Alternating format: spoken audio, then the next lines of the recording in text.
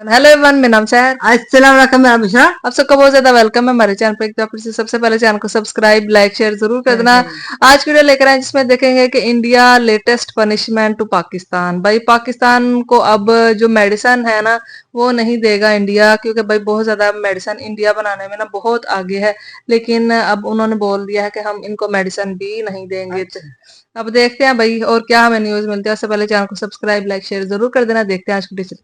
एक बड़ा ही important topic जिसपे हम फ्रॉम टाइम टू टाइम बात भी करते रहते हैं। क्या? जहां पर इंसान के लिए दाल रोटी खाना भी दुश्वार हो गया है, वहां पर जान बचाना भी अब मुश्किल होता जा रहा है। कैसा? सरकारी अस्पतालों में अद्वियात नायाब हो गई, अवाम को सख्त मुश्किलात का सामना है। बुखार और दर्द की दवा ऐसे वक्त में नापैद हो गई है जब मुल्क का मुल्क सैलाब है, वबाई अमराज से घिरा हुआ है और लगभग 2 हफ्ते हो गए हैं मार्केट से पैराडोल गायब है, जिससे मरीजों को शदीद मुश्किलात का सामना है। हजारों लाखों लोग ऐसे सफर कर रहे हैं। लोगों को मैंने फार्मेसी अस्पताल की फार्मेसी पे खड़े होकर तकरीबन रोते देखा है। दिल्ली च बैठा इंतजार कर रहे हैं, पैनाडोल आएगी पैनाडोल आएगी। पैराडोल नहीं होती मेडिसिन भी तो अब लोगों की समझे कि लोगों की पहुंच से दूर होती चली जा रही है, इसलिए कि मेडिकल अगर देखा जाए या हेल्थ सेक्टर देखा जाए तो वहां पर भी महंगाई बहुत ज्यादा बढ़ती हुई हमें दिखाई दे रही है। आलमी दवाइयां बढ़िया महंगियां हैं। रिपोर्ट्स शाया हो रही हैं। बताया जा रहा है कि पाकिस्तान में बड़ा तिब्बी बहरान पैदा होता जा रहा है। क्या हालात में? हालात तो कोई मुश्किल टाइम है। हुकूमत तो कह रही है चीजें सस्ती हो गई हैं, बड़ा ठीक है। ये हुकूमत गांडू हुकूमत है, वो ये किधर हुकूमत है? गाली तो ना दे सर। नहीं गाली ना दूं और क्या दूं, गांड हमारी फटी है, इनको क्या है? हुकूमत के तो हाल पूरे हैं। हुकूमत तो हाल पूरे किए हुकूमत ने हमें तबाह कर दिया। जो बजट पेश किया गया है इससे हमें कोई बजट ने पूरे पाकिस्तान का रोल कर रखा है। पूरे सिर्फ आपका पाकिस्तान कसूर को नहीं भाई है। ये सिर्फ आपका कसूर नहीं है, पूरे पाकिस्तान का जी ये सर ये जाली हुकूमत है, 2 नंबर हुकूमत है। इस बात पर आपको पता है आपके ऊपर केसेस हो सकते हैं। ओ ये मैं कहता हूँ जेल भेज दे, कौन सा कोई मसला है? हम इधर भी तंग है, उधर जेल भी तंग है, कोई मसला तो फ्री तो रोटी लग जाएगी उससे।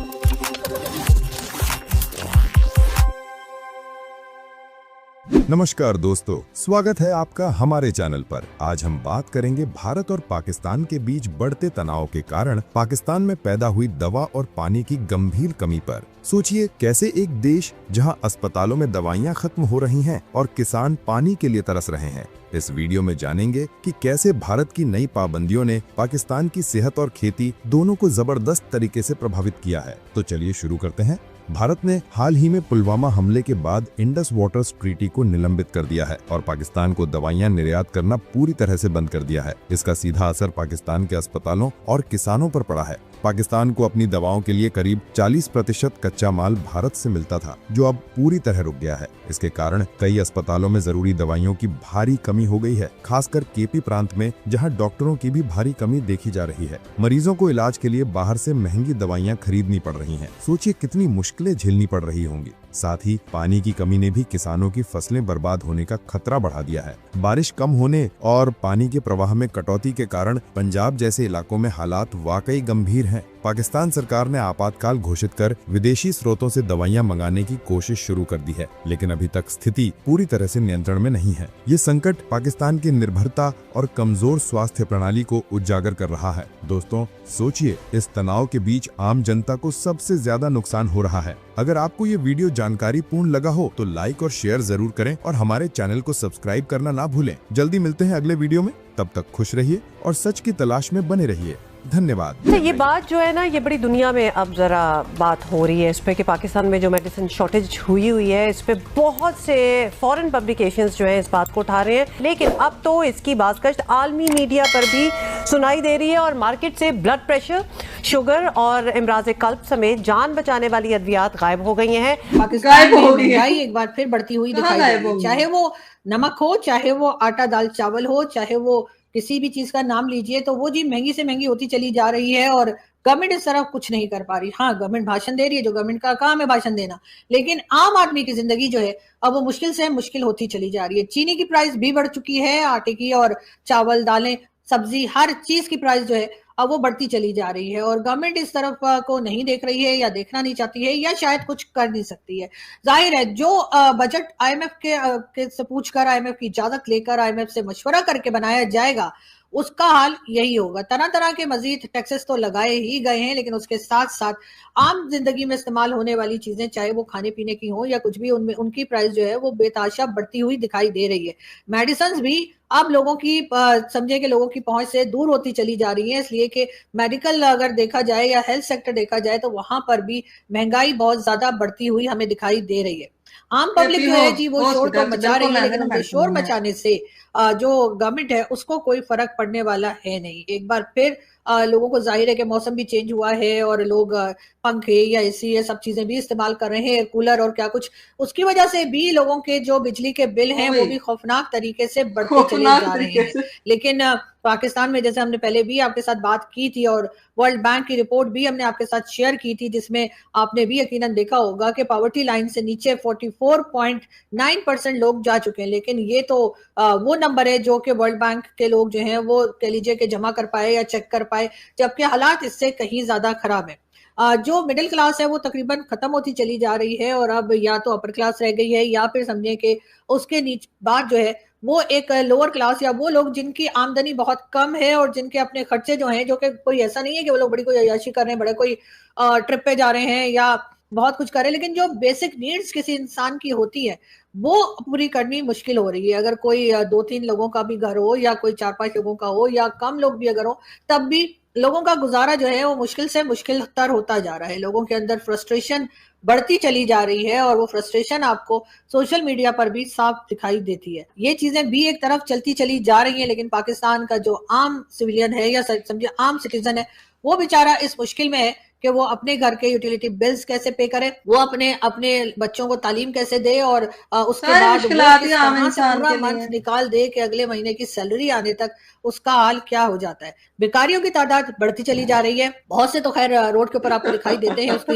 एक रीजन तो ये भी है कि सऊदी अरेबिया और कई दूसरी कंट्रीज ने बहुत ज्यादा सख्ती कर दी है, तो पाकिस्तान बेकारियों को बाहर नहीं निकलने दे रहा, या मुश्किल से शायद कोई निकल पाता होगा। लेकिन पाकिस्तान में भिखारियों की तादाद बढ़ती चली जा रही है, जो ना सिर्फ ये कि आपको रोड पे दिखाई देते हैं, बल्कि कई बार आपको अपने घर के ड्राइंग रूम में बैठे भी दिखाई देते हैं। यानी कि जो आम आदमी है उसकी हालत भी अब ये हो चुकी है कि वो हर किसी को यही कहानियां सुनाता रहता है कि जी मेरे पास तो खाने के पैसे नहीं है, मैं तो हैंड टू माउथ हुआ हूँ, मुझे तो ये मसला है वो मसला है, और किसी ना किसी तरीके से दूसरे की जेब को साफ करने की कोशिश हो रही है। यानी कि हालात जो है वो इस जगह पहुंच चुके हैं। लेकिन गवर्नमेंट जो है वो ना तो आम आदमी की जिंदगी को बेहतर बनाने की तरफ कोई काम कर रही है, ना एजुकेशन सेक्टर में कुछ होता हुआ दिखाई दे रहा है, और ना ही हेल्थ सेक्टर में। हालात उधर ही हैं जहां पे कई साल पहले थे, बल्कि बद से बदतर की तरफ हम जा रहे हैं, और ना जाने ये हालात कब ठीक होंगे। मुझे तो कोई उम्मीद नहीं है। अगर आप में से किसी को उम्मीद है या आपको ऐसा लगता है कि पाकिस्तान की गवर्नमेंट जो है वो कुछ बेहतर काम कर सकती है, तो हमें जरूर बताइएगा, इसलिए कि हमें तो अभी तक ऐसा कुछ दिखाई नहीं दिया। नाज़रीन जरा वीडियो देखिएगा। पहले सेहत के लिए आपको लाइनों में तमाम को लगना पड़ता था, सेहत के लिए खुद जाना पड़ता था। ये मरियम नवाज शरीफ की हुकूमत है कि सेहत खुद चल के आपके दरवाजे पे आती है। ये लोग हैं, बेहिस लोग हैं, जिनके ज़मीर मुर्दा हैं, और उन्होंने 12.5 करोड़ के सूबे को ना इन्होंने बिल्कुल गहरी नींद सुलाया हुआ है। जैसे दावे तो इनके बहुत ज्यादा हैं यार, वो आपको भी पता है जो ऊपर बैठा है ना इनका अब्बू, वो सारा कुछ कब तक, जिस दिन ये लोग जागेंगे ना तो इनको छुपने की भी जगह नहीं मिलनी और इनके घरों में भी इनको छुपने की जगह नहीं मिलनी। बिल्कुल ऐसे ही है। इनके गिरेबानों पे हाथ होगा, छितर खाते हुए काले मुंह इनके हुए हों। वो अभी भी हैं, वो अभी भी हैं। उनके कायद कहाँ है ये बताएं जरा।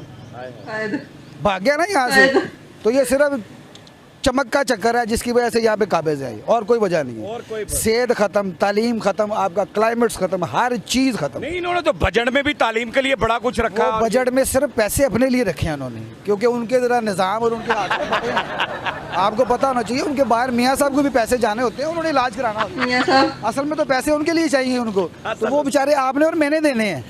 या बिजली के बिल आ रहे हैं ना, तो लोगों ने खुदकुशियाँ शुरू कर देंगे अल्लाह की मेहरबानी से। लेकिन बिल आने शुरू हो गए, लेकिन मुझे नहीं आया अभी तक। सरफराज भाई, लेकिन सबसे बड़ी बात ये है कि ये कसूर हमारा मजमूई तौर पे अपना है कि हम नहीं जाग रहे। हम जागे ना तो इनकी क्या औकात है। थोड़े से लोग हैं ना, गिने चुने लोग हैं, सिर्फ ताकत से डर के किसी जगह पे ज्यादती हो रही है तो 4 लोग तमाशा खड़े देख रहे हैं। बिल्कुल ऐसे ही है। सिंपल सी बात की है। और आजमा बुखारी जो है ना, वो वैसे ही उसका बैकग्राउंड आपको बहुत अच्छी तरह पता है। क्या हालात में बेटा मुश्किल टाइम है। हुकूमत तो कह रही है चीजें सस्ती हो गई हैं, बड़ा ठीक है। ये हुकूमत गांडू हुकूमत है, वो ये किधर हुकूमत है। गाली तो ना दे सर। नहीं गाली ना दूं और क्या दूं, गांड हमारी फटी हुई है, इनको क्या है, इनका क्या जाता है। बिल देखो, किराए देखो, बच्चियों की शादी करनी है, क्या करें? सारे लोग की पागल हुए हुए हैं बेटा। आप जवान जान है, आपको नौकरी नहीं मिल रही है, हम बूढ़े हैं, आराम का टाइम है, आराम का टाइम है, हम बच्चियों की शादी नहीं कर सकते हैं, बच्चों की नहीं कर सकते हैं। बच्चे रोज ताने मारते हैं, पापा हमारे लिए क्या कर रहे हैं? बच्चे कहते हैं, बच्चे कहते हैं, किस लिए कहते हैं? हमारे पास पैसा नहीं है, महंगाई है बेटा, 3.5 लाख रुपया तोला जेवर है, तोला। कितनी बच्चियां आपकी? मेरे 4 बेटियां और 2 बेटे हैं। शादी करनी है अभी उनकी? शादी तो बेटा सारी बात करनी चाहिए। कैसे गुजारा होता है इन हालात में? यार बेटा बड़े मुश्किल में, बहुत मुश्किल में। आज के दिन में क्या कमाई हुई है? बेटा मैं सच बताऊं ना, रात को 1:30 बजे निकला हूँ, अभी तक वो 300 रुपया कमाया। 300 रुपया मैं क्या करूँ? अभी जी शाम के 6 बज रहे हैं, रात 1:30 बजे के? रात 1:30 ये तो बिल्कुल खत्म हो गया है मार्केट में सब। ये बेटा सब कुछ खत्म हो गया, बड़ा मुश्किल। घर जाते नहीं है शर्मिंदगी से, राज के रोटी नहीं खाते हैं। हाँ। रोटी तो अल्लाह ने वादा किया हुआ है ना, उसने देनी है। बाकी समझ लो कि शुगर का मरीज हूँ। अभी एक बंदे ने बोतल उठाई हुई थी, मैंने बड़ा दिल कर रहा था बोतल पीने का, लेकिन पैसे नहीं है, क्या करे? बोतल पीने के पैसे नहीं है, अगर पैसे लगा दे शाम को फिर घर क्या लेकर जाएंगे आज? बेटा क्या है, बच्चों की हाँ बदवा है और क्या है बेटा, हाँ बदवा है और क्या है। ठीक है, तो घर किस वक्त जाएंगे? अभी तो काफी लेट हो गया है। वो बेटा घर क्या जाएंगे, आप क्या कहते हैं? हम घर जा सकते हैं तो कभी तो जाना है, ज़ाहिर है रात 1:30। मेरा बेटा घर के लिए पैसे होंगे तो जाएंगे ना। मैं आपको ना एक शेर में एक बात कह देता हूँ। वो किसी ने कहा था, तुझे क्या बताऊँ मेरे हमनशी, मेरे गम का किस्सा तवील है, मेरे घर की लुट गई आबरू, हुआ जब से गैर दखील है। इस घर की आबरू लुट गई है यार, पता नहीं कौन गैर यहाँ पे आके बस हिम्मत नहीं है यार, लग पे बेचारा परेशान कर गए। आपको रोने को दिल कर रहा है? कारोबार है ही नहीं है अभी। लोगों के चेहरों पर खुशी आई है?